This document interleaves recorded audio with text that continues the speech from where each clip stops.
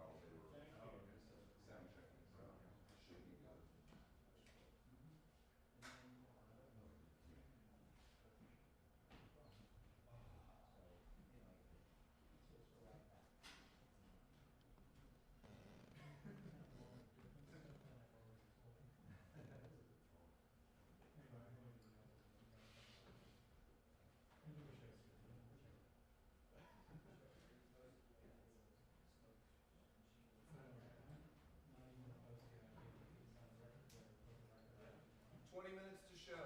Thank you.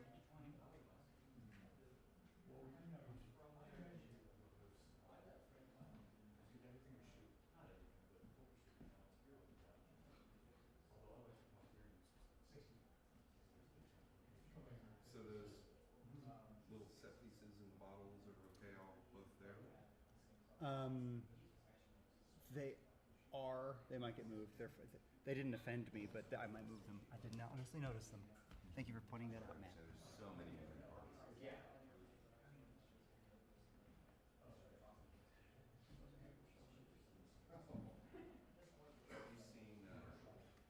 American Beauty? The bag, it's just rolling in the wind. It's the most beautiful thing I've ever seen. Yeah, I bet it. Oh, right, on the bag. Must be holding your stand. I'm just not used to hearing it. Setting is awful. Melinda's like, you're on it. I'm here, aren't you? Yeah, that's right.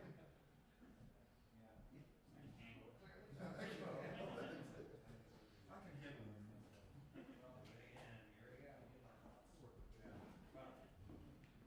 But then I have to start listening, and that's the thing, that's what I was going to say.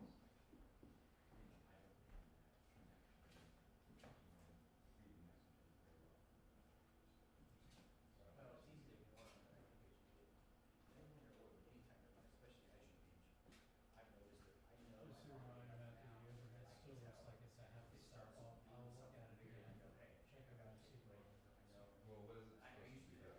It's not. Oh, you just eyeball it? Yeah, I do. Okay. And now I'm like, well, the other guys that work for me or around, just okay, go grab that. I mean, I went to my trailer back at the show and I saw one kid, he was home, this other guy, I said, hey, want to make $20? This is the stuff he's doing the trailer. Well, it's fun. We should do this every day. 15-year-old kid, that's my stuff up. What's that? I don't think, well, some of it's fun. At the end of the day, my wife was icing my back. Well, it's really good to see you guys. Yeah, you too. Good. Good. Yeah, I'm glad you're here. I've been bummed if you didn't know. I've been having to ask the questions to myself. It'd have been something like this. So, Shannon, at what point did you know you were super handsome? I'd be like, well, I mean, pretty much instantly when I popped out, that was kind of the thing. It's a two vein. Not nervous.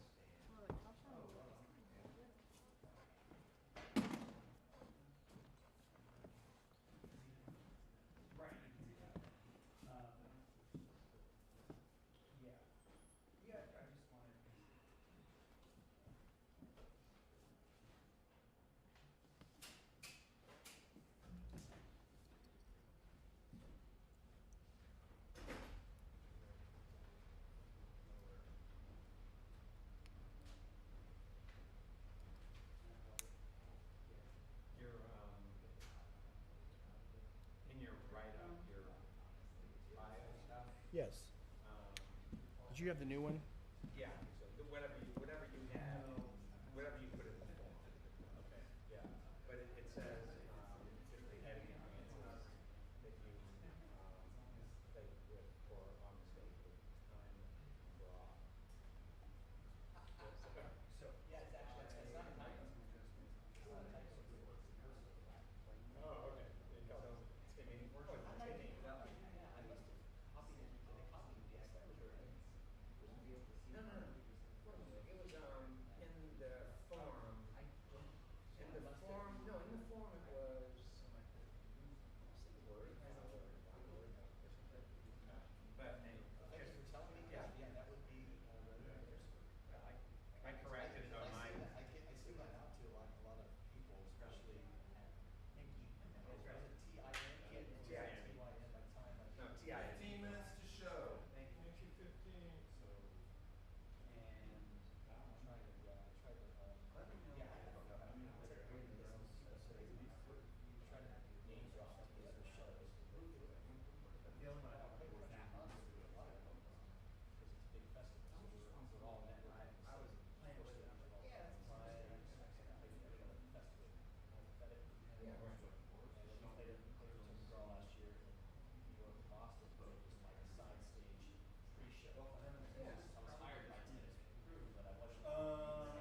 But I still use it as a thing. Well, yeah. Or this, then people go, well, you, so you probably is like this one, this year, I'm not like,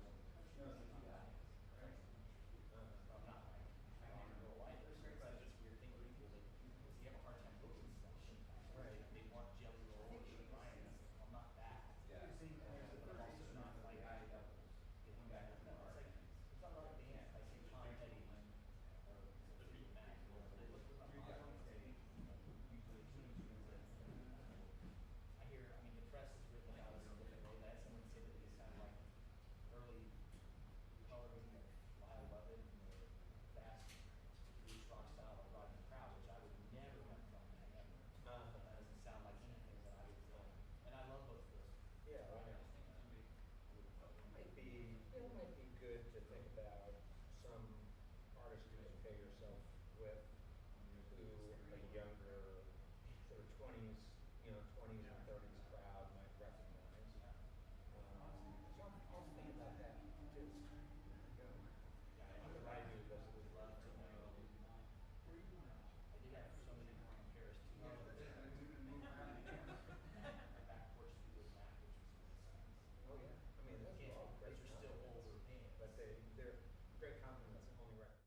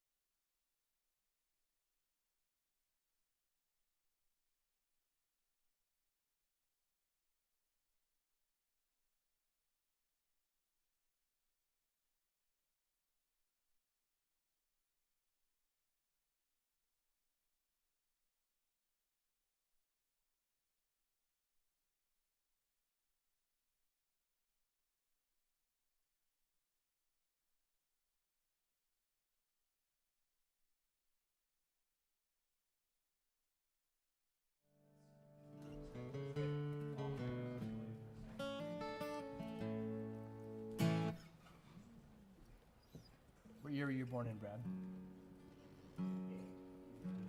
This is a 67. I used to have a 57 Gibson that was even older than you. This is a Grammar guitar. Grammar. It was made in Nashville in the 60s, and then Ampeg bought them in the 70s, and they kind of stopped. They went down in quality, but the first couple years.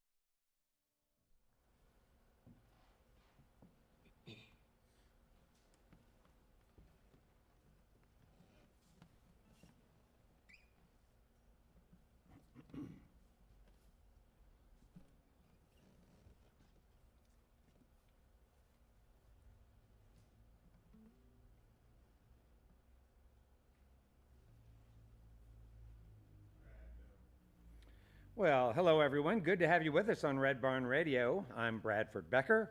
Tonight we continue in our 22nd season of Red Barn Radio, and we welcome you to show number 830.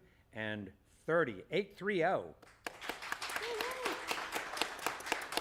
We're so glad that you are with us, and we're excited to tell you about our guests. Hailing from rustic Darke County, Ohio, this family band writes and performs music for all of us. Music filled with life-affirming stories about tough challenges and learning to grow and flourish through them. This evening, the Sugar comes to us as a trio. Cousin Joey Howard joins on guitar, and Navie Clark, Shannon's daughter, sings and plays keys. We're so glad to have them back performing tonight songs from their new release, This Old World. Welcome Shannon Clark and the Sugar to Red Barn Radio.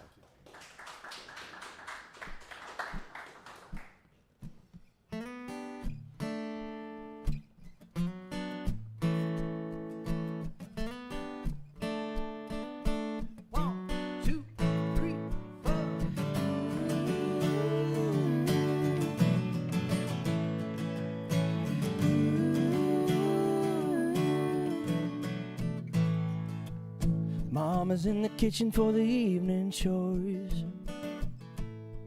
Yeah, Daddy's in his chair, can't help no more. both lost a son in a foreign war. Yeah, they used to pray, they don't pray no more.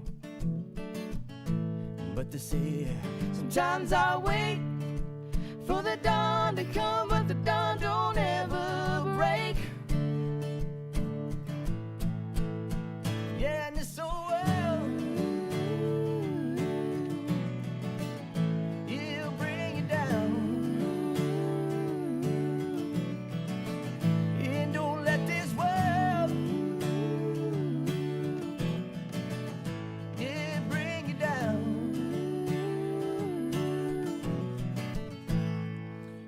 Jamie's in a room in a little world,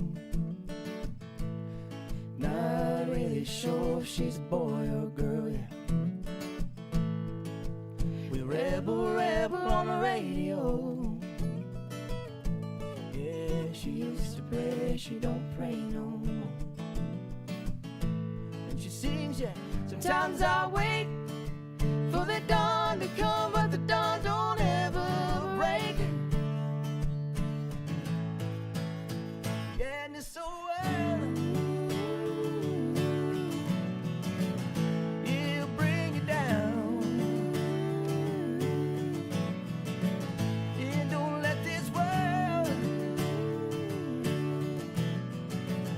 yeah, bring you down. Ethan spends his night as a punk rock king, just trying to quiet his anxiety. He lost his sister the year before. He still sleeps outside her door. And she says, yeah, sometimes I wait for the dawn to come, but the dawn don't ever break. Break, and it's so world,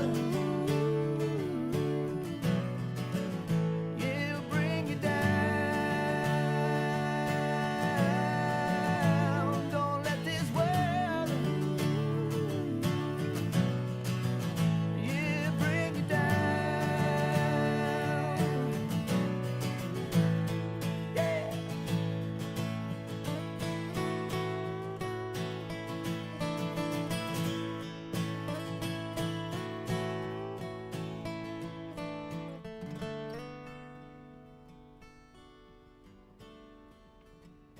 Marie stays late as a checkout girl, can't seem to find a smile anymore.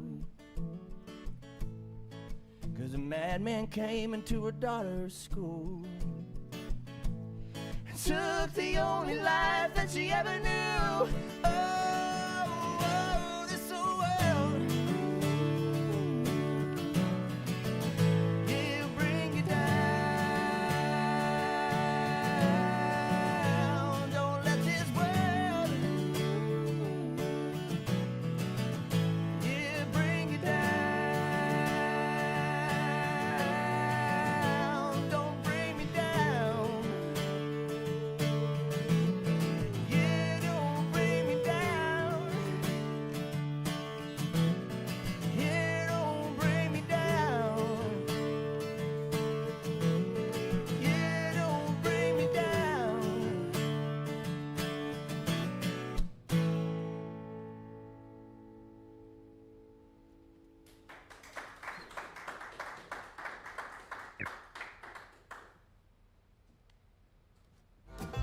Good evening and welcome to Red Barn Radio.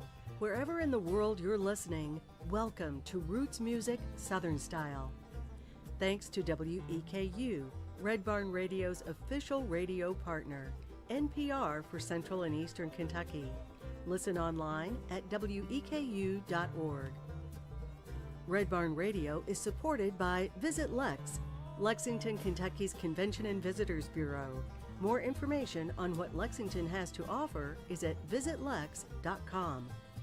LexArts, Lexington, Kentucky's premier cultural development, advocacy, and fundraising organization, working for the development of a strong and vibrant arts community as a means of enhancing the quality of life in Central Kentucky. Follow Red Barn Radio on Twitter and like us on Facebook. Here's the host of Red Barn Radio to tell us more about tonight's performers. Our guest this week on Red Barn Radio is Shannon Clark and the Sugar. The Sugar's new album is called This Old World, and it's a record about, among other things, the importance of family, something we all have, something that when it's working can be that raft to get us through the most turbulent waters life brings our way. Shannon's music and the message it carries is a gift he shares, and we're happy to send some of it your way on this evening's Red Barn Radio program. Welcome Shannon Clark and the Sugar.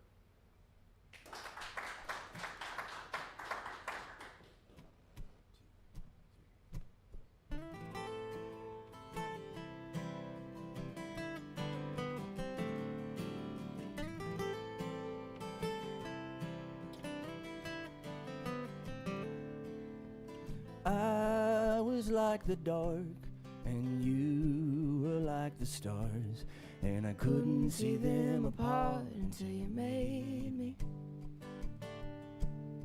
You were like the spark, and I was like the car that just drove us around and around in circles. Where do you run to when there's nowhere else to go? Where do you run to when there's nowhere else you can call your own? And I'm waiting for me to change. It's like a waiting in the rain. Where do you run to?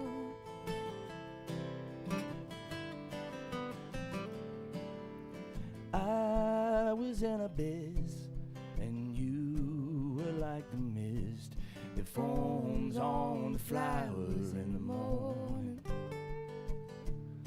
I was blinded by the sun, ooh, even when you knew we were done.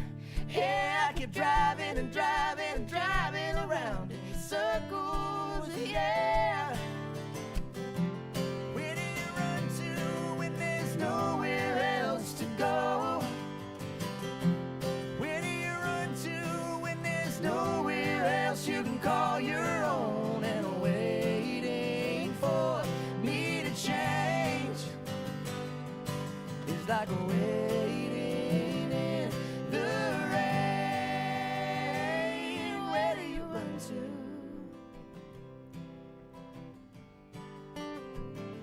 Yeah, where do you go?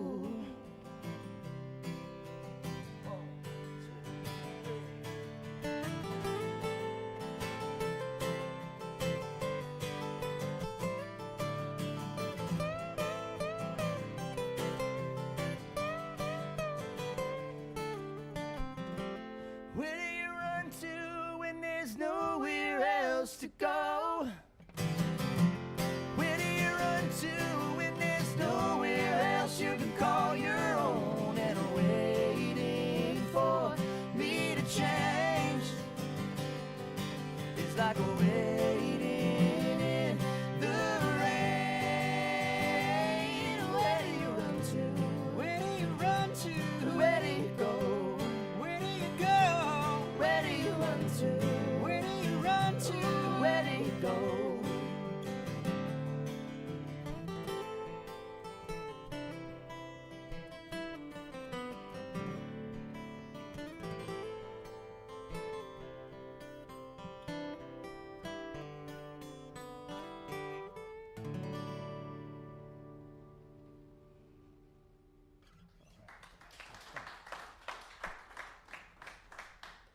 Thank you guys so much for having us out today.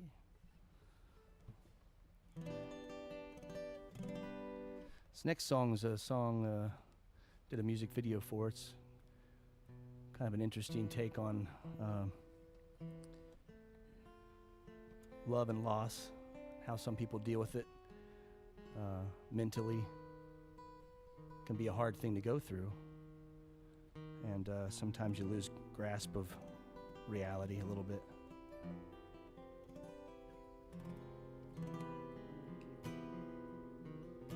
Oh, it's wrong. Yeah, it's up here. knew that. I only wrote it. I don't remember all the stuff. This song's called Burn Down.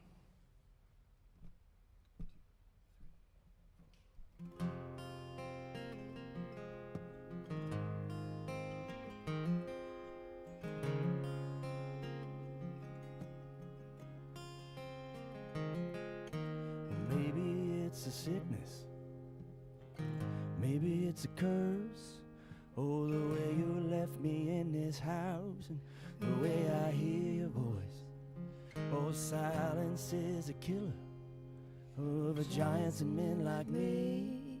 Oh, and nothing lasts forever, and nothing's ever free. Yeah, and you take what God would give you, and you smile and fade away. And I slowly regret the way that you even taste. Burn, burn, burn down, burn, burn, burn down, burn, burn, burn down. This house is on fire.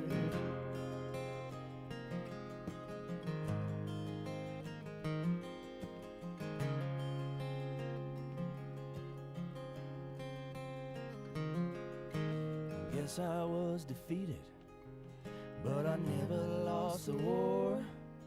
Oh, this madness, it overcomes me, and like I never felt before. Yeah, and the blood stains on the carpet from my hands inside the wall, and it fades into the embers of a pale glow kitchen floor. Yeah, you take what God will give you, and you smile and fade away. And I slowly forget the way that you even taste. Burn, burn, burn down, burn, burn, burn down, burn, burn, burn down. This house is on fire. Burn, burn, burn down, burn, burn, burn down, burn, burn, burn down. This house is on fire.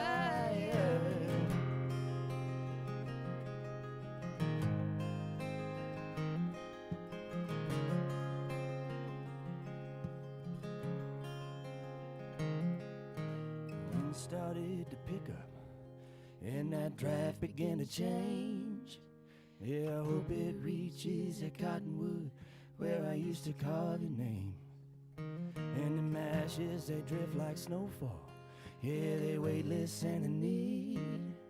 Yeah, a better man could have walked away, but I guess I like the heat. Burn, burn, burn down, burn, burn, burn down, burn, burn, burn down. This house is on fire. Burn, burn, burn down, burn, burn, burn down, burn, burn, burn down. This house is on fire.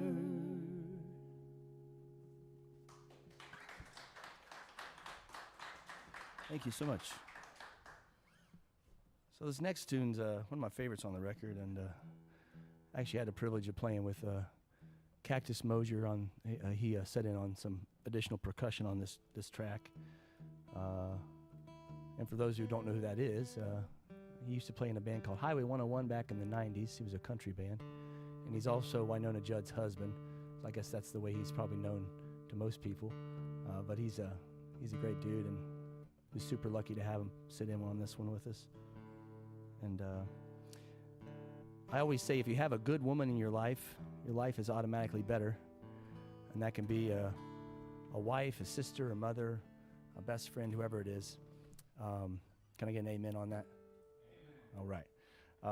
And if you have a good woman in your life, it's definitely better. And I wrote this song about the best good woman I know, which is my wife, Brittany, she's our drummer. She couldn't be here this evening, but I wrote this one for her, and it's called Good Woman.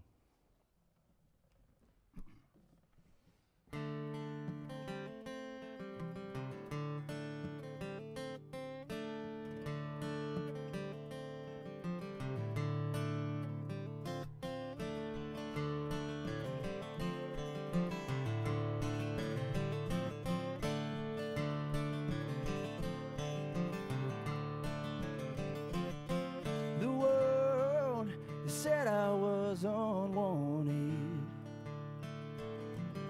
They said I'd never amount to much, but you came along, girl, and saved me with your sweet, sweet love. Now I got no issues from where I stand, 'cause there ain't nothing like the love of a good woman. I was thrown into the fire, where I thought they'd let me be, but hell has many faces, and they were all staring back at me. Now I got no issues from where I stand, 'cause there ain't nothing like the love of a good woman.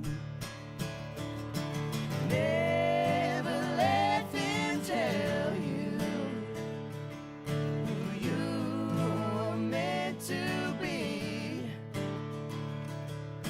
I was wasted and worthless by my own hands, 'cause there ain't nothing like the love of a good woman.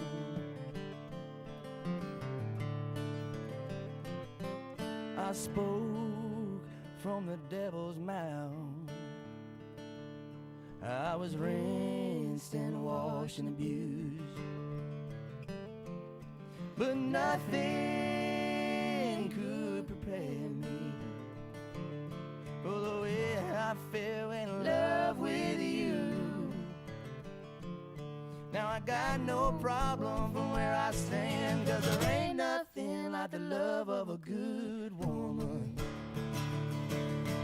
Never let them tell you who you were meant to be. I was wasted and worthless by my own hands, 'cause there ain't nothing like the love of a good, good woman. 2,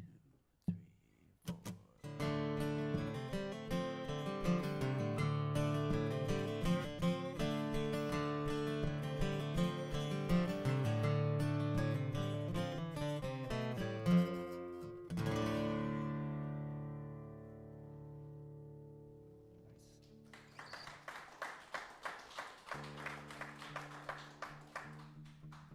I love playing that one, just mainly because it gets me brownie points with my wife.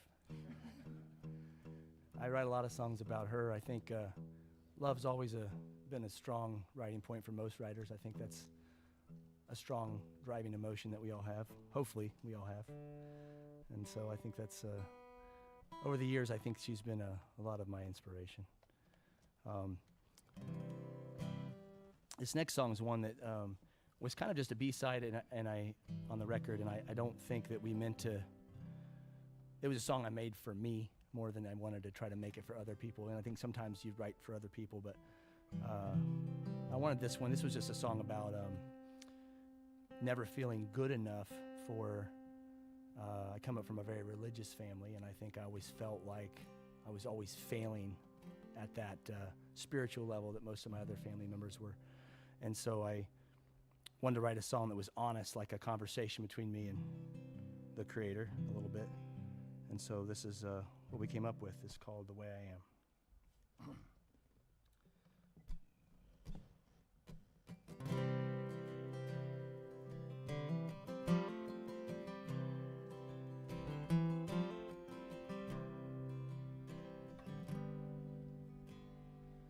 I lost my faith, I found my way. On a cold and dreary Sunday, I was no longer afraid to say what's in my heart and what's heavy on my mind. All those little chains that bind me, they no longer have my time. And it's cold out there on those darkened stairs. for you no longer know my name. It's just the way it's just the way it's just the way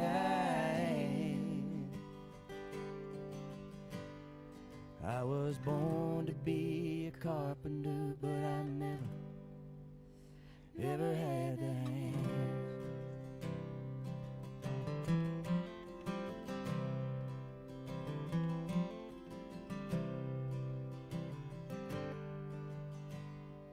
Yeah, this cramped and narrow road seems heavier by the hours, from the whisperers who take offense to the blooming of a rose. And who's to say who's guilty? How you make that pain that kills me wash away those sins you gave me, like you ain't got nothing left to lose. And it's cold out there on those darkened stairs, where you no longer know my name. It's just the way I am. It's just the way I am. It's just the way I am. Yeah, I was born to be a carpenter, but I never, ever had the hand.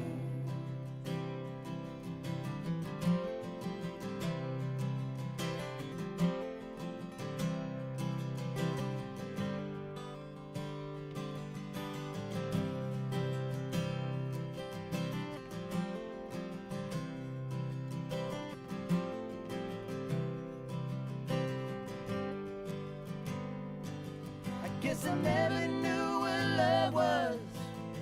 You always kept it locked up, contingent on a promise that you knew I couldn't keep. It's just the way I am. It's just the way I am. It's just the way I am. It's just the way I am. It's just the way I am. It's just the way I am. Yeah, I was born to be a carpenter, but I never, ever had a hand.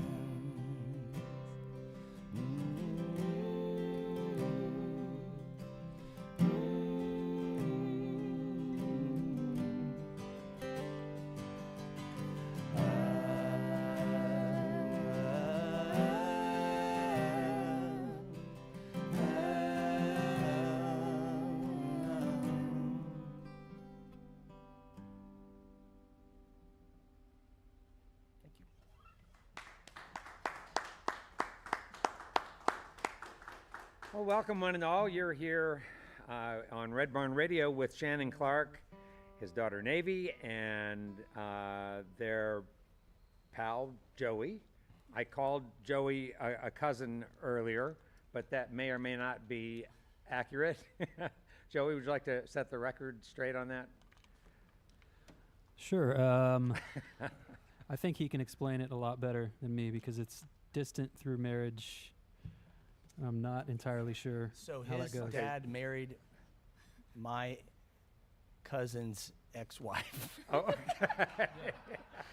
So we claim him. Okay, so it's it's really just shtick, just to make sure it stays like a family band, Right, yeah. Okay, that's cool. Well, it gets hard to find musicians in the family. You know, Well, you got so yeah, many people. that's right. So you have to drum some up, right? Speaking of drums, a conspicuous absentee here is Brittany, Shannon's beloved wife and Navie's beloved mom. And she plays drums. She was here last time on a drum set, and we wish Brittany well. Yes, thank you. So, hi, Brittany, out there. I hope you're listening. So, this iteration of the band is kind of cool. The acoustic sound, it really showcases what you guys are doing with vocals in a big way. It really puts the vocals up Right. front. Yeah. Just gorgeous harmonies. Oh, thank you. Yeah, way to go. So when you went hunting for a family member who was a musician, was vocals a key element there? I mean, were there other cousins that you didn't Well, we didn't make basically the were cut just because they taking, couldn't we sing? was taking whatever we could get at the time. Uh-huh. Yeah. No, Joey, what's funny about Joey, and I was going to tell you this story later, but it makes sense to do it now. But Yeah. So we've been playing music since we were kids. So we played when our very first band, a band called Everybody Else Wins, was a pop rock band from the early 2000s. And we started playing in our basements when we were just kids. And so Joey moved back to, he was in South Carolina for a number of years and some other places, playing in other projects. And when he came back home, we had already released our last record, Marks on the Wall, which we came for. And he had been filling in for us at that time, but he couldn't make the last session in Red Barn.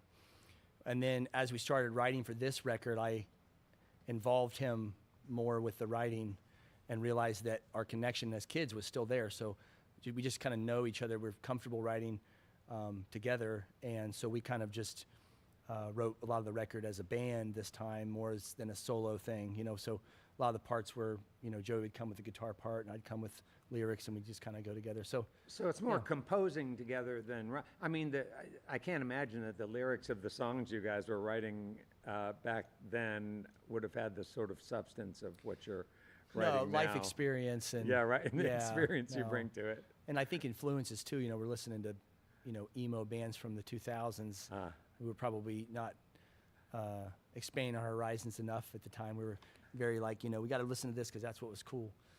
Now it's like as you grow older, it's like, oh man, there's so many other kinds of music. Yeah, right. Imagine that. Well, what's to flesh out here is the story about you and Brittany doing Warped because I don't know if I can recall us talking about that. I can't imagine that I knew something about it but didn't bring it up. But why don't you tell that story? So was Joey not part of your He was a Warped? part of the original band that played Warped Tour, but he left before we got to that point in our career. So he was not on the Warped Tour with us then, but he was on our very first record we put out called They Will Believe in Us. It's on Spotify, but don't look it up because it's horrible. So we played Warped Tour for 2 years in a row. We won a Hot Topic band challenge the first time we played in Cincinnati, and the second time we won the Ernie Ball stage. We played right before Paramore back in the day, or MXPX or one of those bands. So hold on one second. Yeah. So Warped, it was a Vans Warped Tour. thing, Vans Warped Tour, Right. and it was. But I think of the Warped Tour as being largely sort of the punk of the time. Yeah, it was punk rock. Wasn't so and much like. it was punk rock, screamo. There was a little bit of pop rock. I mean, because And that's Green what Day you played went it there one with. year. You went there with the Yeah, pop rock. we were element. playing like that kind of like. Na, na, na, na, na, na, na, Oh, you sure, know, sure, that kind of okay. stuff, yeah. And at the time, it was like the bees and knees. We were just loving it and having a good time. And when you're young, everybody has their kind of music that they want to have their own identifying mark. And I think that was that at that point in time, there was a strong movement for that. There was a very strong presence of that style of music in Dayton where we were playing around. So it was like it was embraced. There's a real sense of community, I think, in that, Yeah. that scene at the time. Yeah, right. And what did you guys look like at that time? Were you like all sort of tattoos and metal bits, or? Well, I had the tight jeans, had the real tight jeans, Sure. The tight band shirts. How about the haircut? Did you? It was do them on? spiky. Okay. I had longer hair. I used a flat iron. Oh, I sure. Spent like $100 on and never used again. I had the cool, what do they call those little? We do like the paint the fingernails. Remember the black A little bit, yeah. black fingernails? We always thought that was cool. And the bracelets. I'd have the stud bracelets. And we'd leave our guitars down here. Oh, of course. Down low, slung, And now I'm like, slung my low. back won't handle that now. I tried it. I Yeah, can't right. quite do it. You had to sort of put the knees together Yeah, like that to yeah, do it. yeah. So was your transition then out of that sort of that territory of pop real gradual, or did you all of a sudden sort of flip a switch and say, you know what, I really want to do something that's more reminiscent of, I don't know, you know, what Ryan Adams is doing with Heartbreaker, and more folk, acoustic?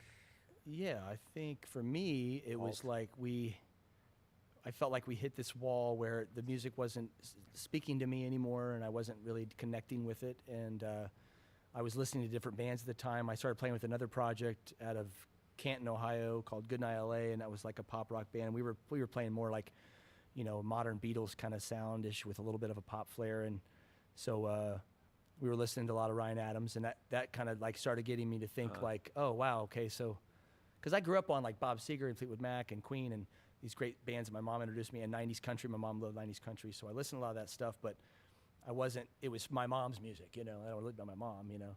So yeah, I think it just listened to different things. And as you grow older, I started, you know, having kids, and like I wanted to write songs about my kids, and like punk rock bands, they write songs with their kids, you know. Nah, like, right. You know, that means they're done being punks. Right. So they're not punks anymore. They're adults.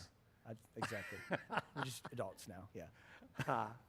Well, if I can go back to you know, the song the Way I Am. You talked about that song as being a song that was, I can't remember how you put it, but that it was more sort of a personal about your personal sort of issue with some of the ways that you were raised, or the church that you were raised in. Right.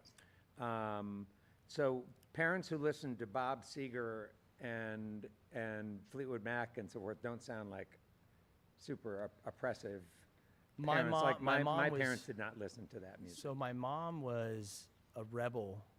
So it wasn't my mom necessarily that was that, but my family, everybody else, my grandparents and my aunts, uncles, and things like that were kind of, and so it's interesting. I had a very, interesting is the best way to put it, but and I have nothing against religion, but I found myself feeling stifled as an artist, because at our church it was kind of like, well, if it's not for God, you can't do it. I mean, don't write original music, don't go out and try to be in front of people. That idea of being, you know, self-importance is That's not ego. Right, yeah, Right. And I mean, I kind of understand where they're coming from, but you know, God first, glory first, all that. But I think, but as an artist, it's like, man, you're just like starving if you can't create, you know, whatever that is to you, you know, whether it's painting or whether it's singing or, you know, dance or whatever, that, you know, that's something you need to get out. And I was always told not to do it my whole life. So it took a long time for me to get out of that mindset, and I probably wasn't even into my 30s until I finally said, you know what, I'm just going to do what I want, and I'm going to do for me. And then here we are. So doing what I want. Huh. Yeah. I'm a rebel. So yeah, right. So they gave you the freedom to sort of look at life, maybe not as you would hope it would be, but as it is, and sort of respond to things going on in your own life. And I think that's a good observation. Yeah. Yes. Yeah. I like it. And all right, good. And so, and so then did you decide, then were you intentional about, and you and Brittany, intentional about sort of not making church and that kind of a thing part of your family life? Well, we were raised in the same church. It's actually how we met. You and Brittany? Yeah. Huh. So there's good things come out of everything. Well, yeah. But, well, I would say we try to be, I definitely am a spiritual person, and I don't like organized religion as much, but I understand the reason for it, and I understand that some people need to have that connection in an organized situation, and some people, like my mom and a lot of my other family members, they connect really well with that, and it speaks to them in a way that didn't speak to me. I get more out of going out in the woods and looking up at the trees and embracing the universe, you know, in a spiritual way, more than I would going and listening to a Bible lecture for 2 or 3 hours. And that's just me personally. But I like to read my Bible at home sometimes. I mean, it does give me comfort. Yeah. But in my own personal way, not in a group way, you know. Mm-hmm. That's just how I kind of feel like I connect a little bit better. And when you lost your daughter Olive, when she was teeny, was the church, the Bible, a source of sort of consolation and peace for you at that time, or? Oh, yeah. Yeah. Actually, the congregation I was going to at the time was actually really paramount in helping me get through that time, because I was able to rely on kind of God to guide me through that. And that actually was, I can't thank them enough for that support that way. They were amazing, and it definitely helped cope through that. But, so does songwriting. Songwriting also helps a lot. I think that's a big part of healing is speaking. I think freedom to say what you need to say when you need to say it respectfully is very important. Yeah. And I think for a long time I felt like I couldn't do that at the church. But so, like I said, there's good things and bad things, but whatever works for you as a person, I think that's the most important thing. Whatever you connect with, help you through this life. We all got to get through it to the end, right? So whatever works for you. Well, I'm talking to Shannon Clark, and also Joey Howard was on the microphone. Not yet speaking is Navie Clark, who is singing beautiful harmonies throughout, and we'll get to talking with Navie when we get back again and converse some more in just a little while. But meanwhile, let's get back to some more music with Shannon Clark and the Sugar.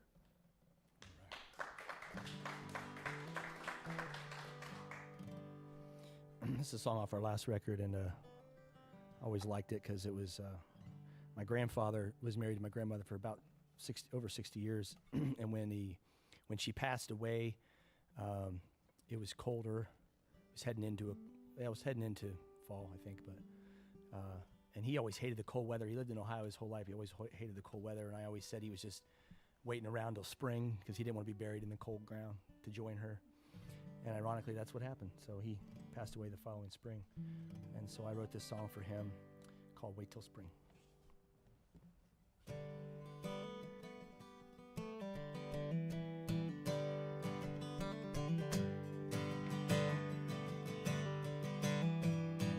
I can wait all winter just to feel your spring.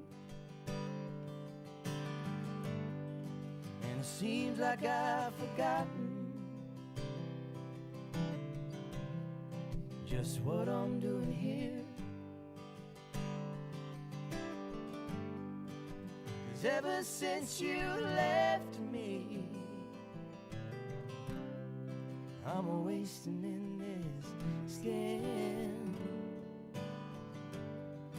and the ground is just too cold to bury these old bones. I'm gonna wait till spring. Maybe you're still listening to our favorite song. On Saturdays I'll tear it up, drink just enough to feel alone. Yeah, I waited around till spring, and I seen them flowers sing. Now I'm moving on.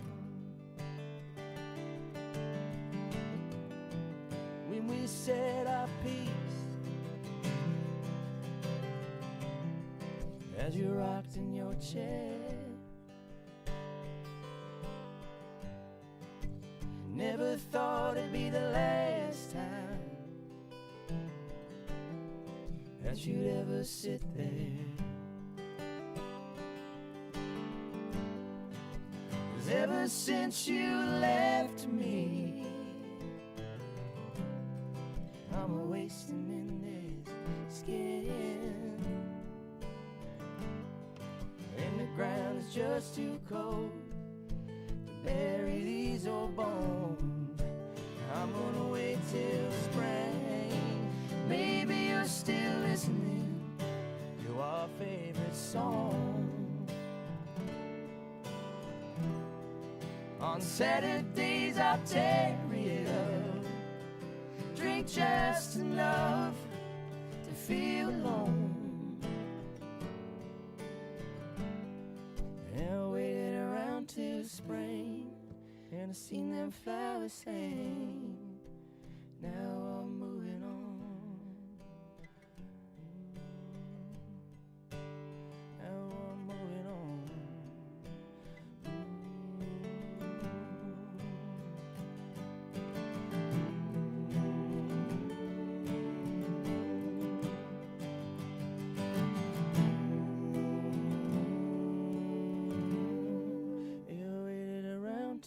spring, and I seen them flowers sing. Now I'm coming home.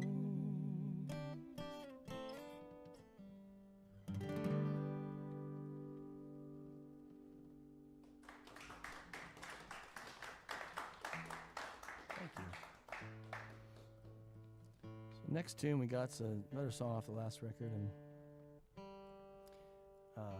one of my favorite songs I think I've ever written, and not because it's, you know, I guess the best song, I guess, how you want to rate it, but just because it was personal to me. And I wrote this song after a close friend of mine, grandmother was put into a nursing home, and it was kind of sad. It was the first time, I think, in the family's generation, you know, that anybody from their family had been put in a nursing home. It had always been kept in the family. They'd kept care of the older. And, you know, in this country, I think the percentage, you know, 1950s, the percentage of people that stayed at home when they were elderly was 70%. Now it's like 38%. A lot of other countries encourage that, like Singapore is one of them, and they encourage people to keep the elderly with them. It helps them live longer, more prosperous lives, I think. And so it was a sad time, and I was a little upset about it, so I wrote this song. This is called Marks on the Wall.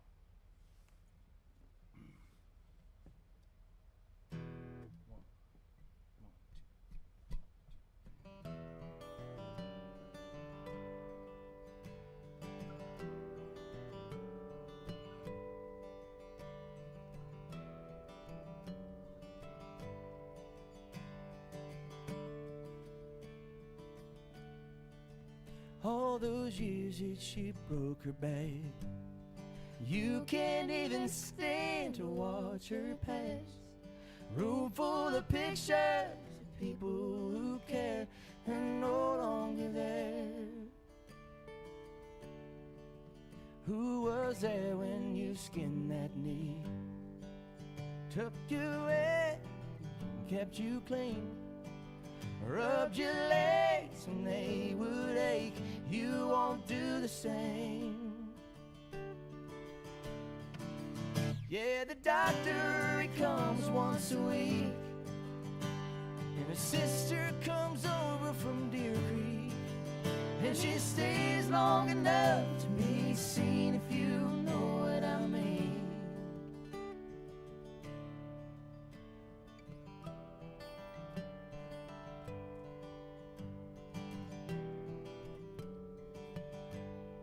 All of your life you took them in, taking care and raising others' kids. Never knew what it's like to feel like this now that she's alone. But what if she would have given up, moved away when things got tough? Marks on the wall just to see how tall they don't mean a thing. Yeah, the doctor, he comes once a week, and his son, he comes over from Pikes Peak, and he stays long enough to be seen, if you know what I mean. Yeah, the doctor, he comes once a week, and his son, he comes over from Pikes Peak, and he stays long enough to be seen, if you know what I mean.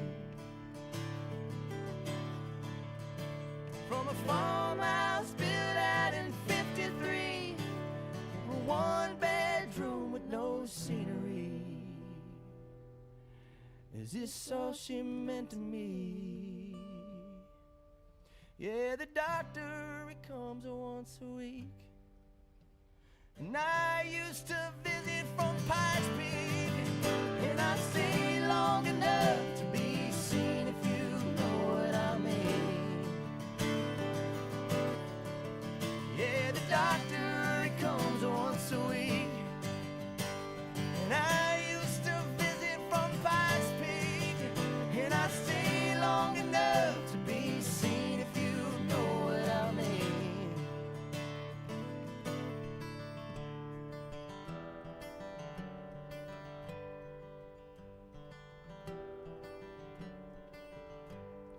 I wanna raise a voice to arms, 'cause you can't even die on your own terms. It's just a waiting game to see who's first to get what's left of me. But what if she would have given up, moved away when things got tough? Marks on the wall just to see how tall they don't mean a thing.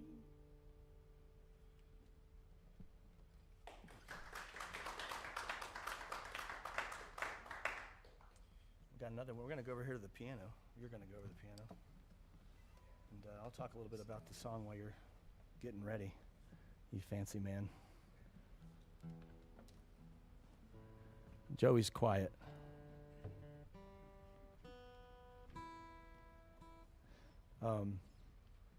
This next song I want to introduce, so this is a song Joey originally wrote. He plays in a side project called Wildest Things that he does some of his own things in. And he brought this in, and we were recording some of his demos at my studio. And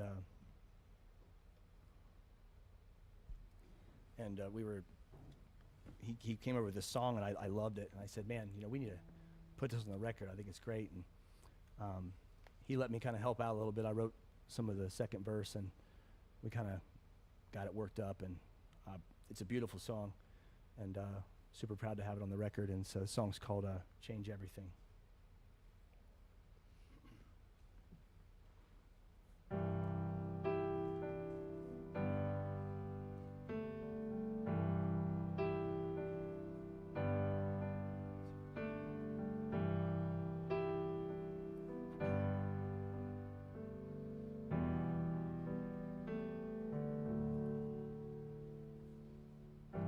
On my way up north again, I'm back where I was before. I swore I was leaving for good, but nothing goes as planned anymore. You and most of my old friends I barely even know now. I lost touch with you and I lost myself after I moved south. Are you as happy as you look in that picture you just took? Maybe I'd still be standing next to you if I stayed. Is this as good as I'm ever gonna be? Only seeing what's behind, not ahead of me. If going back was an option, it seems like everyone says they'd leave it alone. But some days I change everything.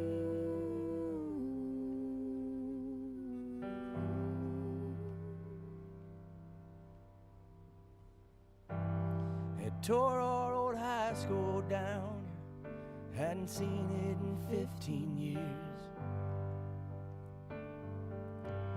One reason it's so easy to forget, and one less souvenir. I see you wearing your hair short now, with a couple of kids round that house. I see you keeping company with a man makes you proud, and maybe I should be as happy as you look in that picture you just took.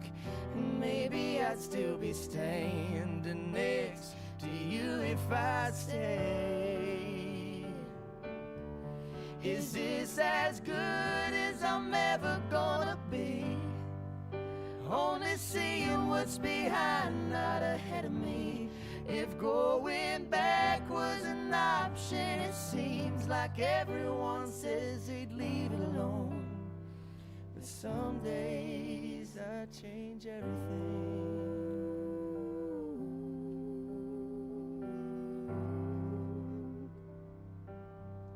Is this as good as I'm ever gonna be. Only seeing what's behind, not ahead of me. If going back was an option, it seems like everyone says they'd leave alone. But some days this is as good as I'm ever gonna be. Only seeing what's behind, not ahead of me. If going back was an option, it seems like everyone says they'd leave it alone. But some days I change everything.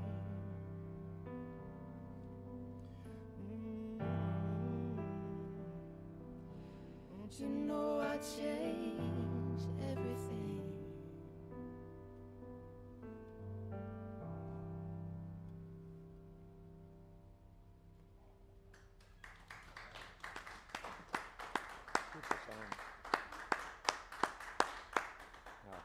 Beautiful song, Joey. Thank you very much. Yeah. We've got lots more music and conversation with Shannon Clark and the Sugar, but I want to take a moment to remind listeners that Red Barn live streams, both tonight's and on any Wednesday, remain available online for you to view at your convenience, along with our audio stream, compliments of WGAD.net in Central New York. Don't miss a single episode of our program, and for heaven's sakes, be sure to tell your friends what it is that you like about Red Barn Radio. Our guest next week for their first visit to Red Barn Radio is Andrew Moore and Hooch. Andrew grew up playing piano in church as a teenager. He was a coal miner, then an underwater welder. Andrew is also a talented pianist, and it was in upstate New York where he first explored his talent as a vocalist. After 5 years of New York, he moved back home to where he was born and raised in London, Kentucky. He met Logan, the bass player, at a gig that they jammed together in Richmond, Kentucky. Andrew then added sax to the mix, then guitar and drums to form the soulful, gospel-esque band now called Andrew Moore and Hooch. Andrew says they're super excited to release their debut album in the next few months, and we are excited to share what's happening with the Hooch here on Red Barn. That's next week. Get it in on your calendar. Andrew Moore and Hooch in studio and on Red Barn Radio's live stream, 7 p.m. Eastern in North America. Be there. Now let's get back to tonight's Red Barn Radio program. We welcome you on our social media platforms, broadcasting from the Arts Place Performance Hall here in the grand city of Lexington, Kentucky. Welcome back, Shannon Clark and the Sugar.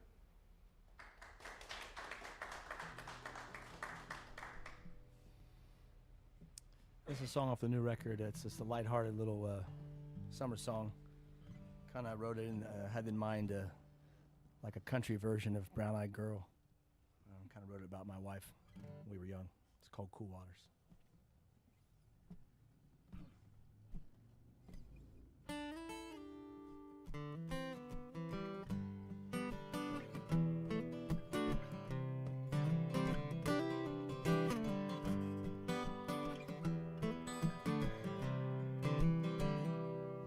It was green light, green eyes, raven hair, moon shining in late September. It was a late night, lakeside, grape lips, sun-kissed is all I remember. But I can still recall the way the water falls from your head to your feet. It was a first love, first crush, starlit head rush under the willow trees. In those cool, cool waters. Those cool waters, those cool waters, yeah, where it was just you and me.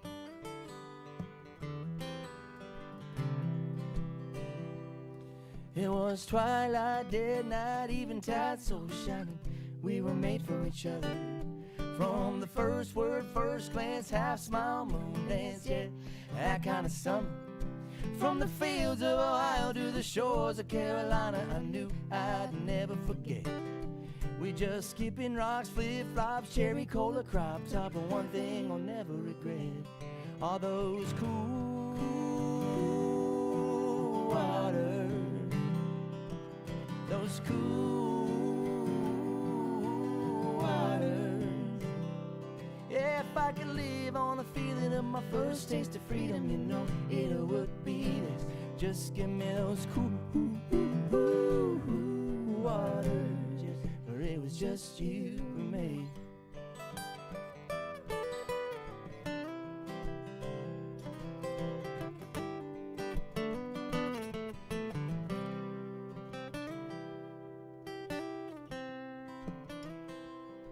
It was neck deep, water covers close, talking lake lovers is how it began. You gave me those goosebumps, dumb luck, destined to be moonstruck. Maybe it was part of a plan. Yeah, you never looked as pretty since the day that we were married, I guess, I suppose. Must have been that all skin, all night, no rules, not quite enough, not an ounce of clothes. Yeah, we're in those cool waters, those cool waters. Yeah, if I could live on the feeling of my first taste of freedom, you know it would be this. Just give me those cool waters, yeah, where it was just you and me, where it was just you and me, where it was just you and me, where it was just you and me.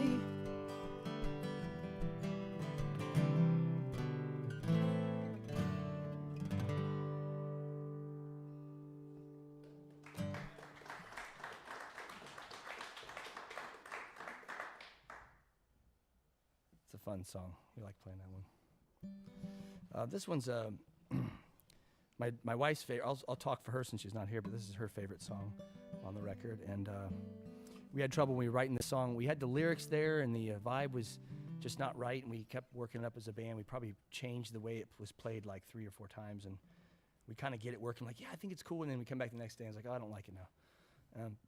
And I finally figured out a way to kind of play it as a softer song. It was more of a progressive rock song originally, and it just wasn't fitting the vibe of the lyrics. So when my wife and I got married very young, we've been married for almost 20 years now, and we were very young when we got married. And I remember when you first fall in love, there's this very special thing that happens. And if you've ever been in love, you would understand this. And it's like this, everything's slow, and the flowers are prettier, and everything's brighter, and just life's good, you know. And when you're young and you're in love, you're optimistic, you know. You're not tarnished by the world and its problems. And so there's this beautiful connection you have. And so we were on the backseat of a car when we were very young, studying our geometry stuff, and we were sitting there, and we just didn't. We were like talking about the moment and the time and where we were going with our lives, and we didn't want that feeling to ever end. And we made ourselves a promise that we would always stay young and never grow old. And so I wrote this song about that talk we had and about never growing old. And this song's called Never Grow Old. 1, 2, 3, 4.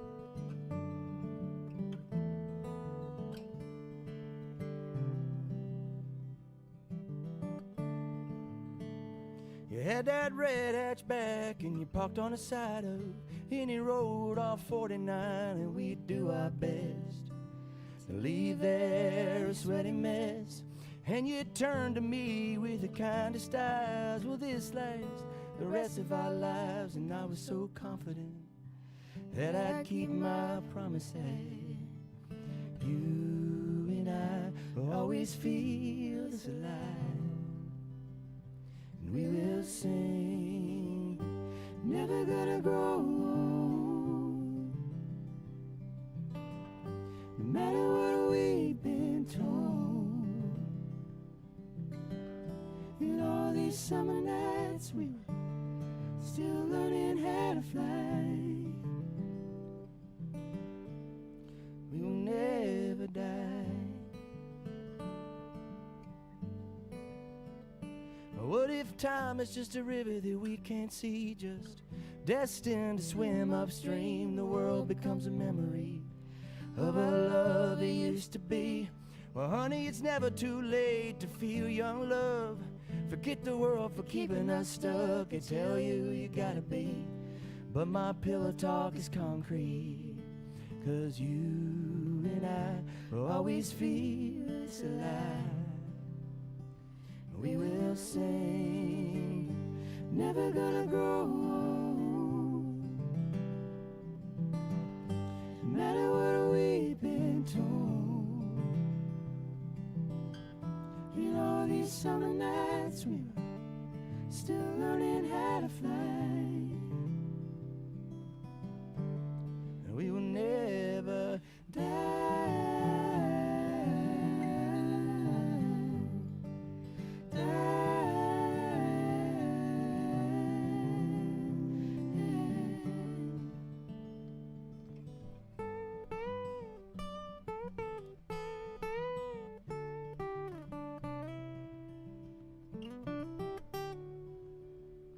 You said, babe, I'm really struggling, I'm feeling lost, the days are cold. I'm the frost with no purpose here, just an old clock in high gear. And I softly took your hair away from your face and looked at you like there was no place that I would rather be than with you right there in front of me. And I say you and I will always feel this alive. We will sing, never gonna grow old, no matter what we've been told. In all these summer nights we were still learning how to fly. We will never die.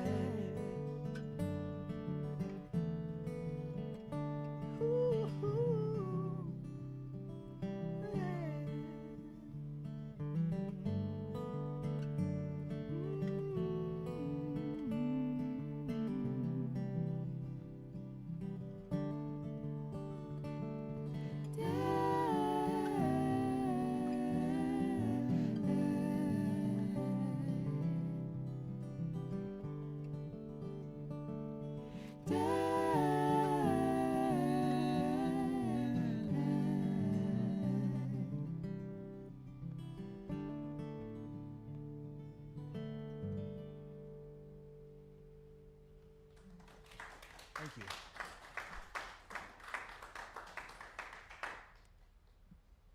All right. Oh, this is good. This one. I always like to talk about this one a little bit. Wrote this about a really close family member. She was a victim of sexual abuse as a kid for many years, and she's a beautiful person, but she always had a hard time to being like everybody else because it was such a hard thing to work through for her.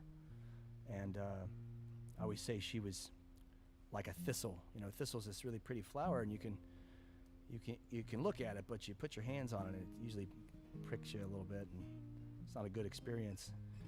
And I feel like she's kind of lived her life that way. She's always been hard on the surface, but she's beautiful inside if you get to know her, but she's hard to love as a person, and not necessarily by any fault of her own, but just by her circumstances in life. And so when a bad man takes something from a good woman, there's definitely consequences that happen. And so wrote this song. It's off the new record called Thistle.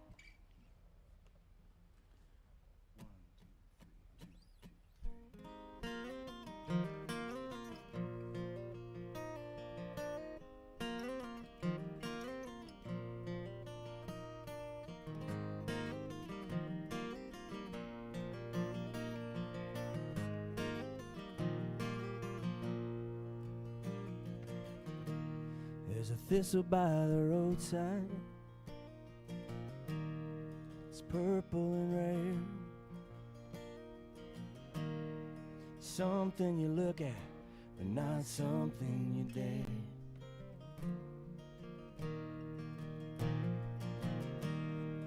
put your hands on it, you're liable to bleed.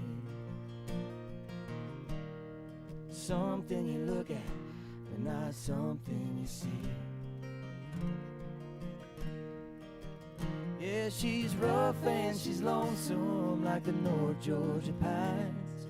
Had her a cowboy and couldn't keep him in line. She's a thistle by the roadside I just can't leave behind.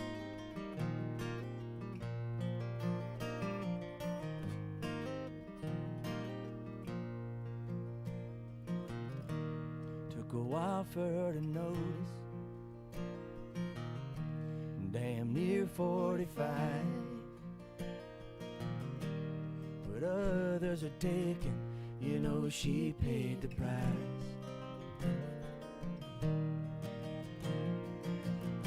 You tip the chair far enough back,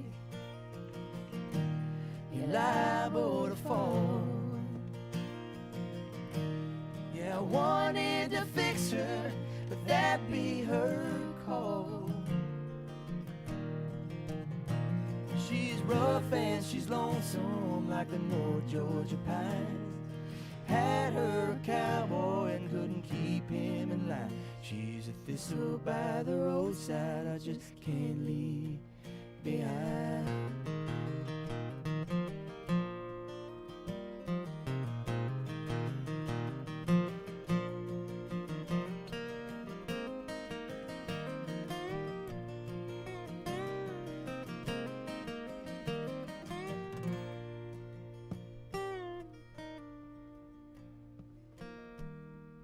Her innocence was stolen, now her horses are free. The dirt is where she's calm now, it's where a thistle breathes. Guess said she had one more race up her sleeve. Yeah, she's rough and she's lonesome like the North Georgia pine. Had her a cowboy and couldn't keep him alive. Yeah, I begged her to love me, but those stars don't align. I can't get her out of my mind, out of my mind, out of my mind, out of my mind.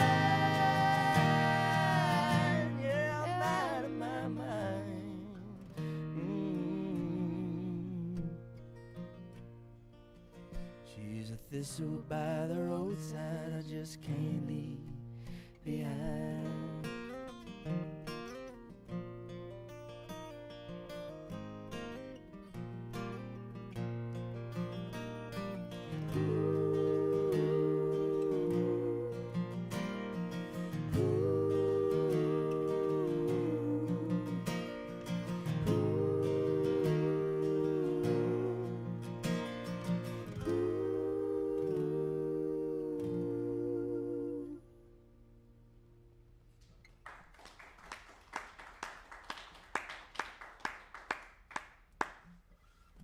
Right.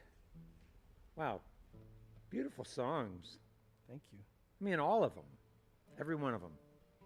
Thank you. It means a lot coming from you. I think a lot of people would say that. And you know, you remind me how much I miss the three-part harmony of the music that I kind of grew up with in the 70s and 80s.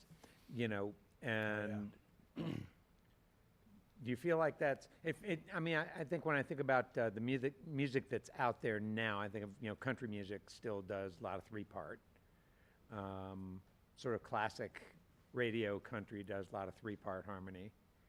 But more and more, I think in Americana, they've sort of moved more toward duet. Yeah, I think that seems to be predominant nowadays. Yeah. And I mean, that also has a certain power to it. Right. You know, I wonder if you can think of when you think about the process that you guys go through and putting together your songs. I was kind of curious. You were talking earlier on about a song that just didn't have the right vibe for the lyric and all of that kind of thing. Can you think of times when you came up with a beautiful 3-part and you said, not here? And you eschewed it for the more sort of sparse duet, which sometimes can carry more serious content in a different way. You think about that some, Joey? You're nodding your head a little bit. Yeah, I think that happens a lot. Yeah. Sorry, yeah, I think that it happens a lot. I mean, that song, for example, that we just played, I think I try to pull it back, and just let them sing some of the, the softer stuff through the verses. And but once in a while, yeah, when we're working a song out at home, we'll come up with something that sounds good 3-part, but it might not be the appropriate, part of the song for a 3-part harmony. So yeah, right. And I mean, a lot of folks would listen to what you all do and say, geez, we've been trying to get that kind of a 3-part sound out of our band for 2 years, and we can't do it on any songs, much less all the songs.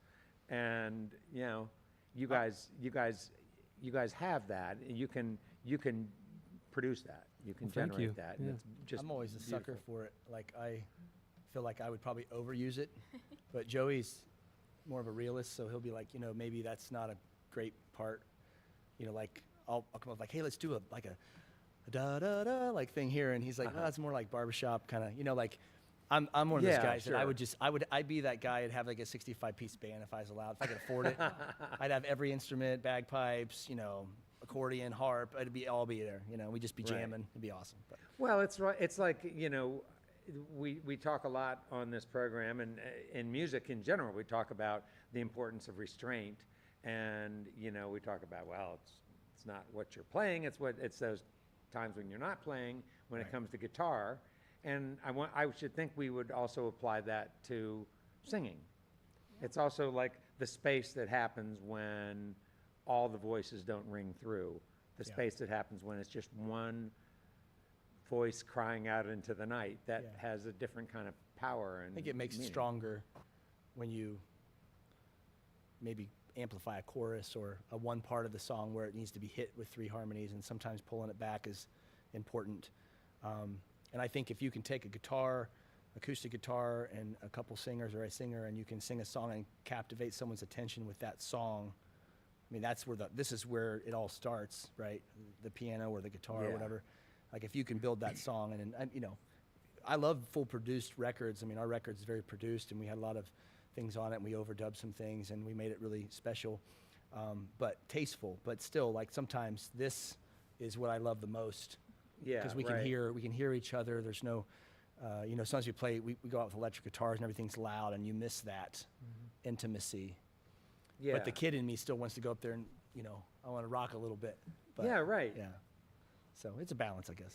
Yeah, it is a balance, right? And it's why you have the 3 of you, and y'all listen to each other and figure all that stuff out, right? We try to. Yeah, well, I want to come back to the production of the album, but first to Navie, because we haven't spoken with you at all. Yeah, I'm the quiet one, I guess. Nah, you're not quiet.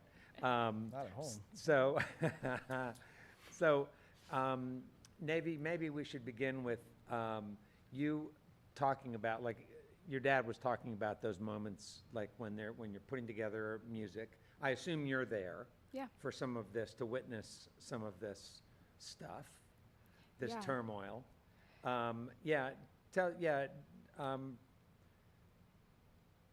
What could you say to your dad to help him through some of this stuff? Man, I don't know.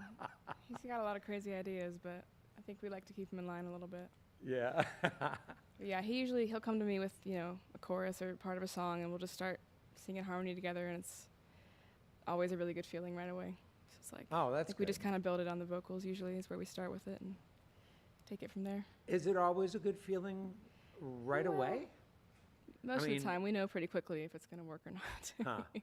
And do you direct the your own sort of harmony parts, or does Shannon say, I'd really love for you to do this? I think it depends on the song. I think I usually hear stuff that'll sound good with what he's doing, but sometimes Joey or Dad will have a part for me they want me to try out, and that can be a good way to find them too. Joey's a whiz with the harmonies. He kind of is. hears. Navie naturally hears a lot of the thirds and fifths, but he'll hear sometimes a minor harmony or something that's more interesting. So it's definitely valuable to have someone in the band that can, I think naturally it's not hard to sing harmony if you grew up singing in choirs and stuff, but if you didn't, Right. like there's a lot of things that I didn't grow up necessarily singing in choirs. So it's definitely like interesting when we'll come up with a part. And me and her usually sing very tight together because she knows me vocally and she's been around. We've been singing. You were like 4 years old when we started singing harmonies together, so it's been a long. Sure. I've got a video of her on the kitchen table of us singing Ryan Adams' song. What song? Sweet Carolina. Oh. And she's just in her voice. When kids are really little, they have this thing where they do extra vibrato, and she's sitting there doing this, and it's beautiful. I mean, she's, I think you're barely out of diapers at this point, and you're just singing this little song, and it's it's a special memory for me. Well, yeah. I always wanted my kids to sing with me, but I never wanted to pressure them into it because I don't like when parents pressure kids to do something. Encourage is one thing, but you're going to do this, then they're going to hate it. So I'm just always like, well, do you want, and she took to it. My other kids are starting to take to it, but they've taken longer than she was right out the gate. She just wanted to do it. How many others are there? I have 2 other children, 12. My son is 12. His name's Island, and my youngest daughter is Castle. She's 9. She's just starting to learn how to play piano, so she's really into that right now. So that's cool. I'm glad that they like to do that, Yeah. Wow. So you have middle schoolers, and you have an elementary kid. Yeah. So like a 4th grader, right? Or, Fifth grader. Right. Yeah. Okay, so 4th grader, like a 7th grader, and She's 6th, I think. or 6th. Okay, and then you, and Yes. are you a senior, or did you already graduate from high school? I graduated. Okay, Yeah, gotcha. this And year. yeah, and so, well, first of all, I wanted to ask you, when you started to sing, was it in this context? Was this how you developed your capability to sing and harmonize Yeah. in this context here? Absolutely, yeah. I mean, I feel like we would sing together every night before bed. We would just kind of sit around and play. And I know my mom would play, Patsy Cline and John Mayer and just all kinds of stuff growing up I would sing along with, so that helped too. But this was always kind of where it started to click in my head that we could do this together. Yeah. Yeah. And what about you and songwriting? I dabble. I feel like I'm better at melodies than I am lyrics, and I like to help him with melodies. But She's being modest. She's getting really good. She just wrote a song the other night, and we were playing, and she just wrote the first verse, and she said she doesn't like to play stuff for me. She's like, well, you're too good, and I'll feel stupid. And then she'll play it, and then I'm like, honey, that's really good. Like, it's a great start. Like, you're doing fantastic. So And what's the theme of the song? You mind me asking? Ooh, I wrote one about my sister, and then I wrote one about love, I guess you could say. Yeah. Love and heartbreak and all that. Oh, yeah, all that stuff. All that stuff. All that stuff that means a lot to everybody. Oh yeah. So, Navie, what do you have a sort of a game plan from here? Did you already have plans to do studies after or Well, college I stuff? did college classes through high school, so I have my associate's degree right now. Oh, okay. And I think I'm going to take some time off and really put some energy into this band and see where we can go with it. Oh, all Hopefully. right. Yeah. And but you guys have things going other than this in your family. What other kind of work do you all do as a family, business-wise? well, I'm the head of Stark Industries. Yeah. I'm the CEO of that. No, I'm Sure. joking. So that keeps me busy.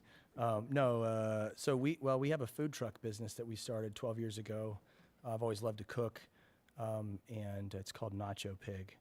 And we've been doing that for 12 years. Yeah, we travel around, and it kind of gives us a flexible schedule, so we can kind of move it around the band schedule. And if we're not playing the band, we go out and work it as a family. And sometimes we just, if we got a lot of touring or something going on, we just kind of take a break from the truck. Or I've got some guys that help me run it. Sometimes my nephew works for me, and so sometimes I can let it run while I'm gone.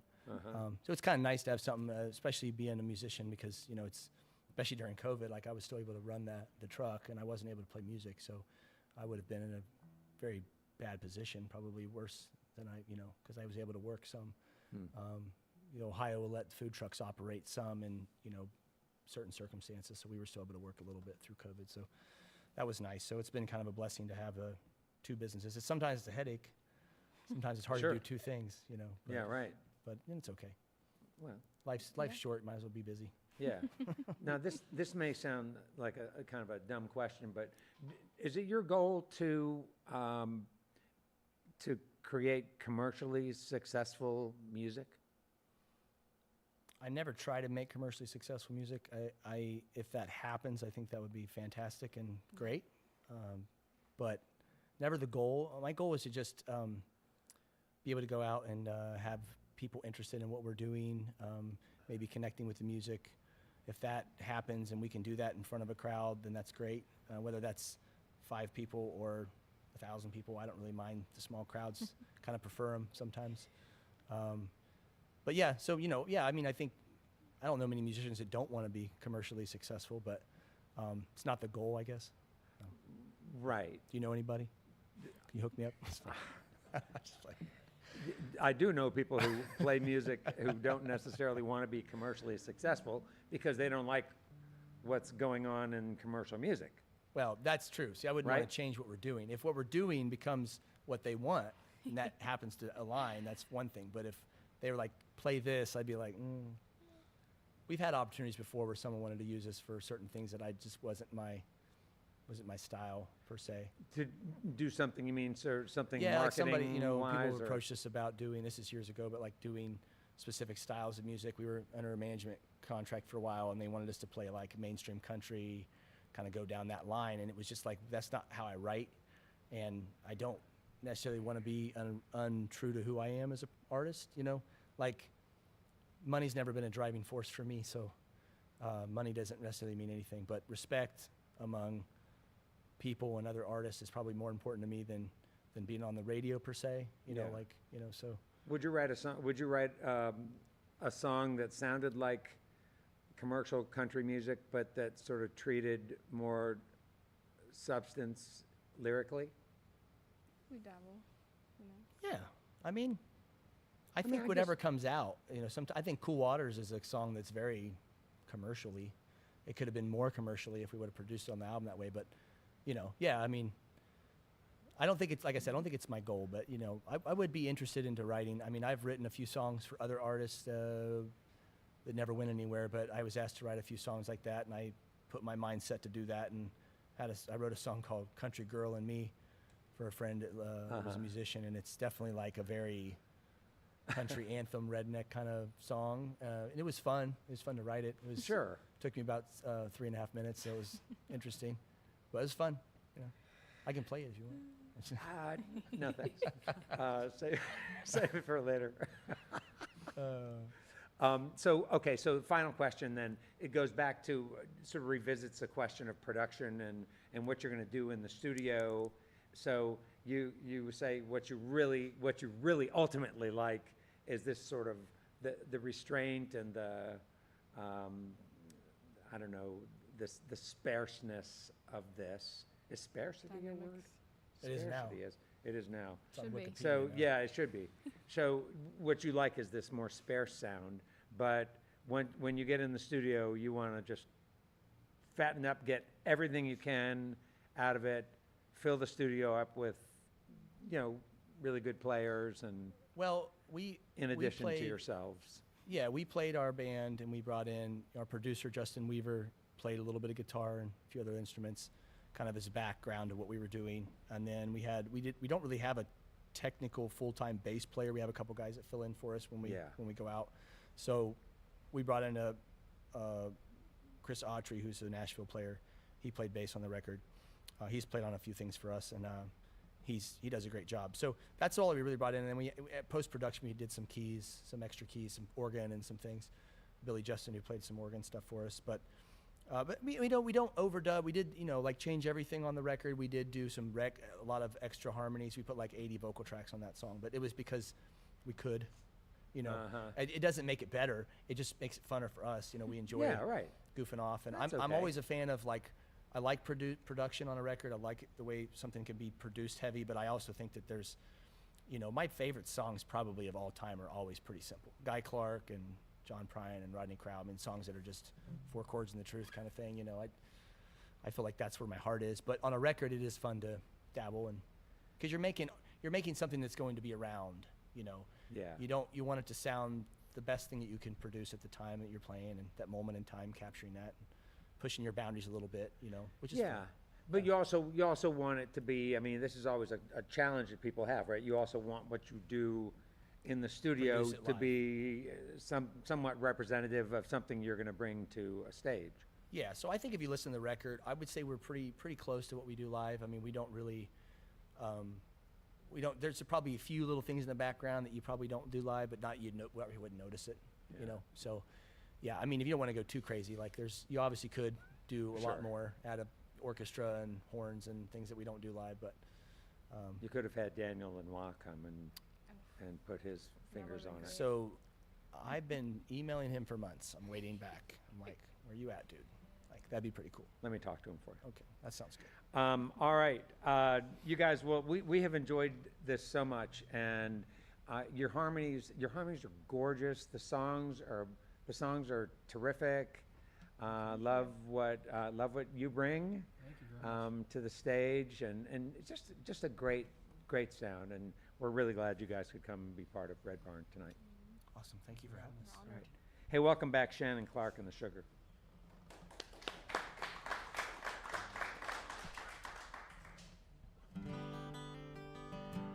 It's a single we put out back in the spring here called The Mountain. High on that mountain, here we gonna ride till sundown.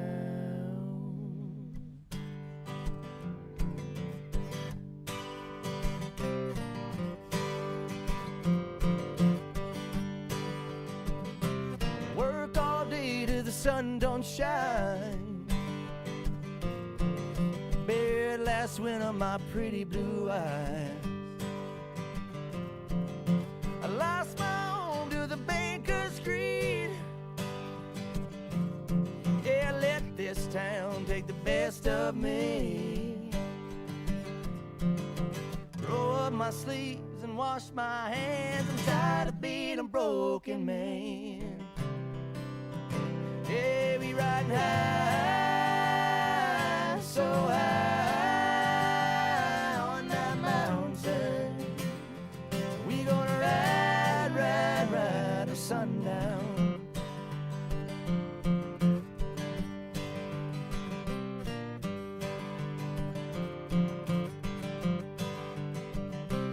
Pray, dear Lord, to help me hold and swallow that greed, traded in for gold. I take it from those who never know. Yeah, the working hands of a callous soul.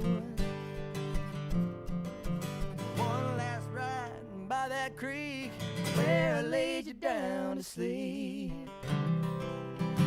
Yeah, we riding high, so high on that mountain. We gonna ride till sundown.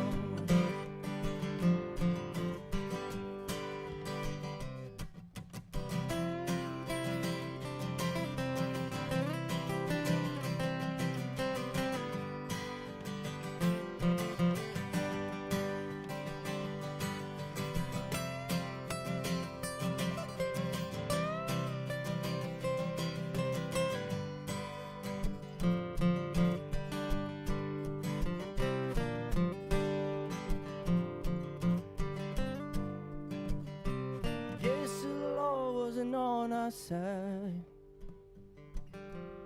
Yeah, I never saw it coming at 45. As they lead me down to rest,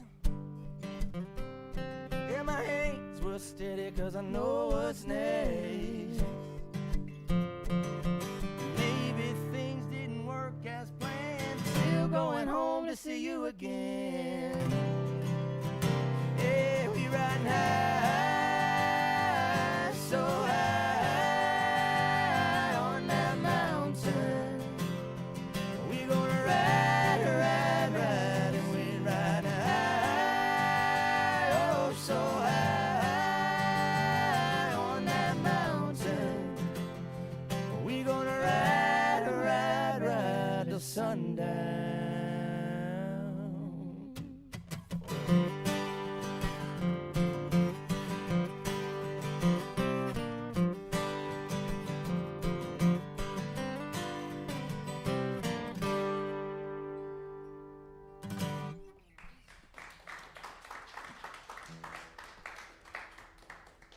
Thank you guys so much. Last time we were here was right after COVID was started to let up a little bit, and there wasn't anybody else here but the crew. It was nice to have a few extra people here tonight. Thanks for staying around.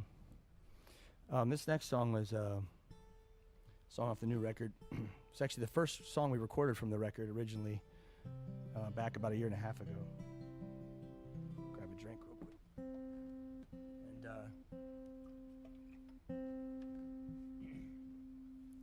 I wrote this song about my wife's aunt died of a rare brain cancer a few years ago, and she was a really interesting lady. She was a very sweet person, and her husband and her were very, I call them old school married. They had this really just, they knew their place.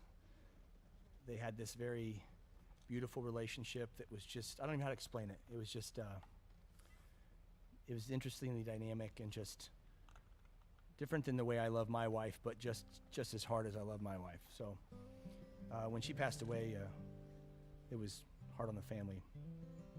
So I wanted to write a song kind of about their love. The song is called Jackie.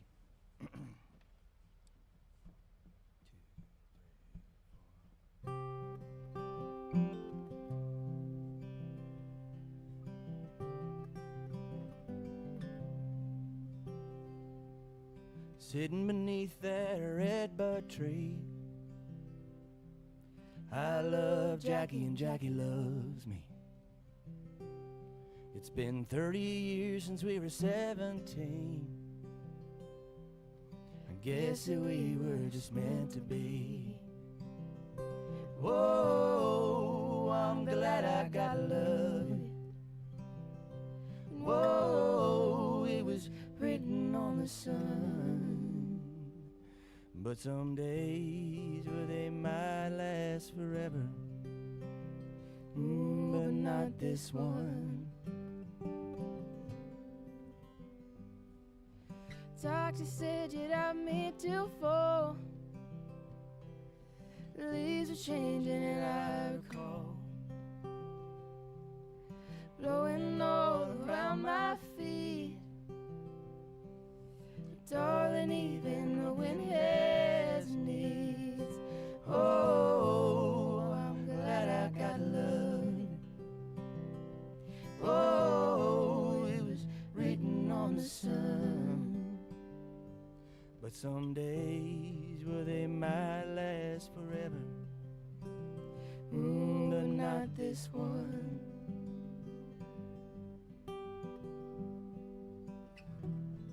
Those northern pines are calling you to bed.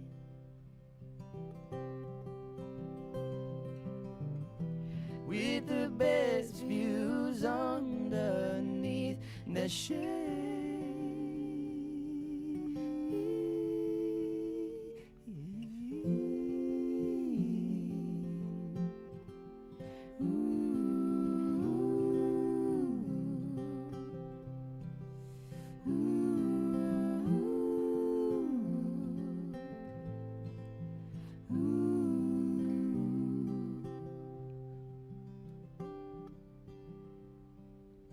Take the strength to hear your goodbye. I became like water with tears in my eyes. You closed your eyes and you fell asleep. I thought it'd be you burying me. Oh, I'm glad I got love. waiting on the sun. But some days, well, they might last forever. But some days, well, they might last forever. These days, well, they might last forever. But not this one.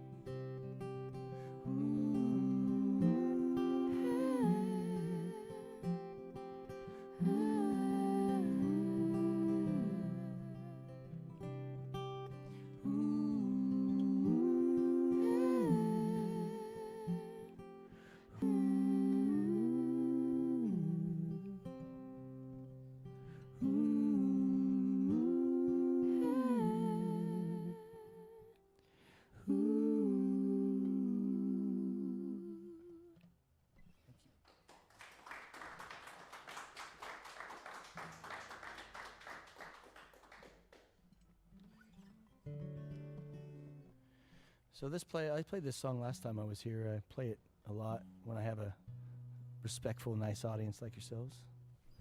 And this is the song that kind of got me back into songwriting after spending some time off after we lost our daughter, and kind of helped me get some emotions I needed to get out, help me heal. And sometimes you find comfort in the strangest places when you're grieving. I found comfort in my hometown, which I always was irritated with, like every kid. I want to move out of my hometown and go to the big city, And my town showed up in spades for me when I went through that, and I was always appreciative of it. So I wrote this song called Carry Me.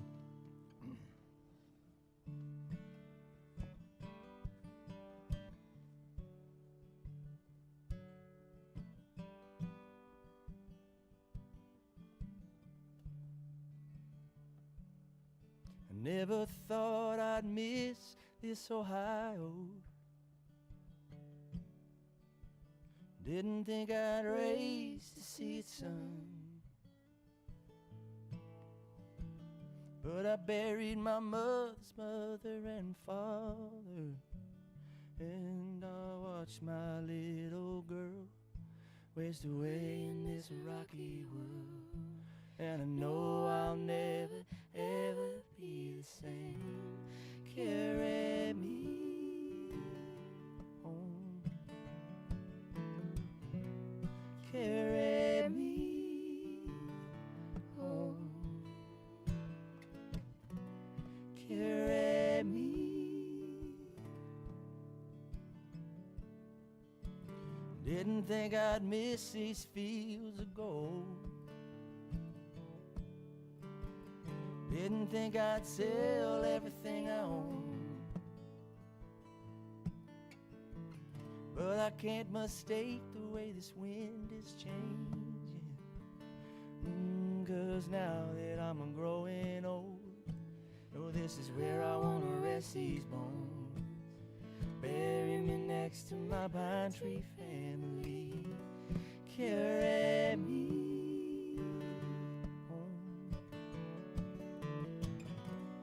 Carry me home. Carry me. I didn't think I'd be somebody, something. Didn't think I'd raise a family. I miss you like a soldier misses his mama. Yeah, and I wasted 20 years, oh, hiding in this fear. Had I never, ever really amount to much. You carried me home. You carry me home, yeah. You carry me home.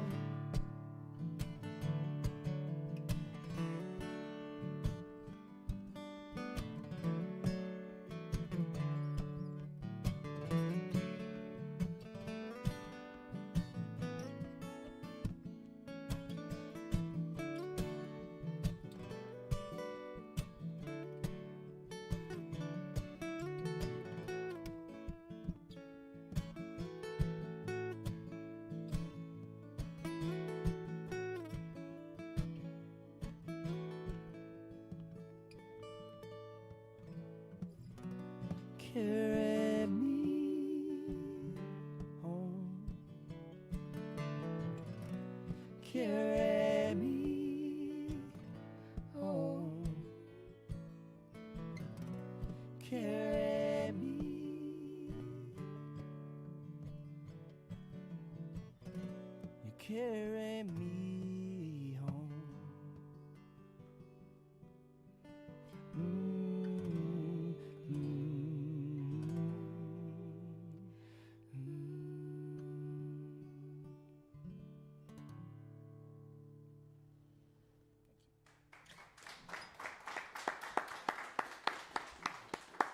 Well, there are so many people to thank for our program. First, Shannon Clark and the Sugar, our guest this evening. We are ever grateful for our volunteers and staff who make our production happen each and every week. We want to thank all of you for listening to our webcast, watching us on social media, and those listening to us on the network of stations and media worldwide. Thanks to WEKU, Red Barn's premier radio partner, Central and Eastern Kentucky's radio news leader. You can listen online at weku.org.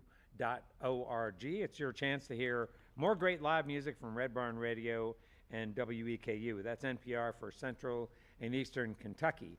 If you live here in the Central Kentucky area, you got to be sure to check out Red Barn TV. It's our weekly program of music, now on ABC 36 WTVQ. Red Barn Radio comes to you from our home, the Arts Place Performance Hall here in downtown Lexington, Kentucky. Our website has updates and further information on our guests and our program. We're on the web at redbarnradio.com. And now, before we close out tonight's program, let's bring back Shannon Clark and the Sugar for one more number.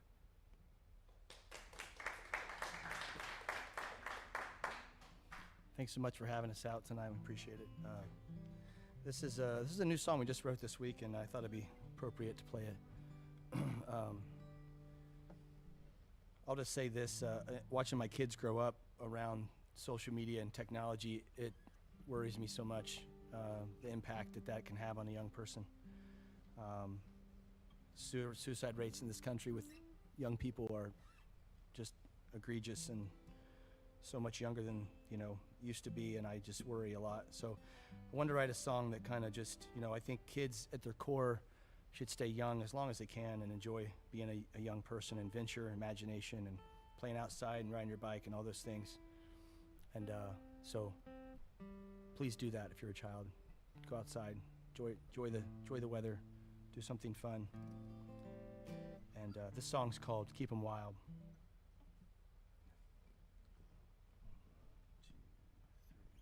I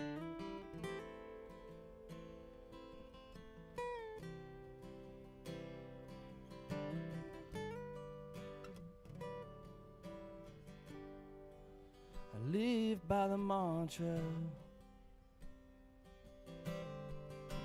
the wild horses should stay free, to gallop in the ocean, but more hooves on the beach. Yeah, you keep 'em wild, keep 'em free, the way they're meant to be. Yeah, you keep 'em wild, you keep 'em free, the way we used to be.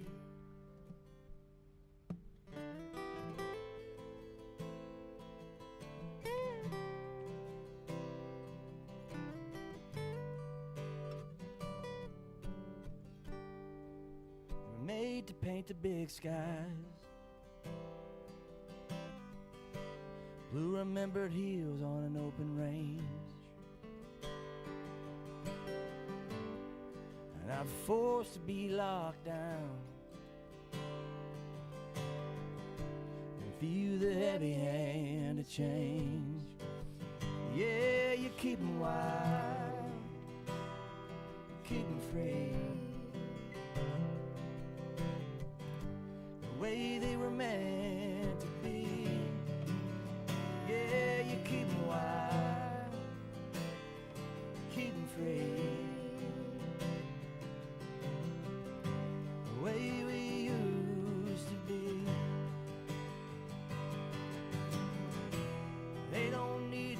told the way the wind blows, yeah, when they can feel it on the skin. Oh, the snow is black when it's white, yeah, 'cause they can feel it. This wind, oh, oh, yeah, you keep it wild, and you keep it free. You keep it wild, and you keep it free. Yeah, you keep it wild, you keep it free. You keep it wild, and you keep it free. Yeah, you keep it wild, you keep it free. You keep it wild, and you keep it free. Yeah, you keep it wild, you keep it free. You keep it wild, you keep it free.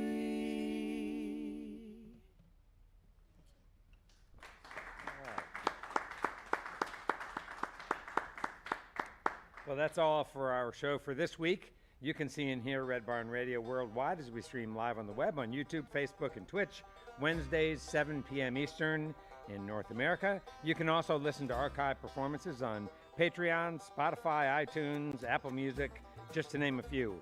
Remember, every like, comment, share, and subscribe helps bring roots music, Southern style to your neck of the woods. And finally this, if any of our featured artists are performing in your area, get out there and see them live. They need you now more than ever.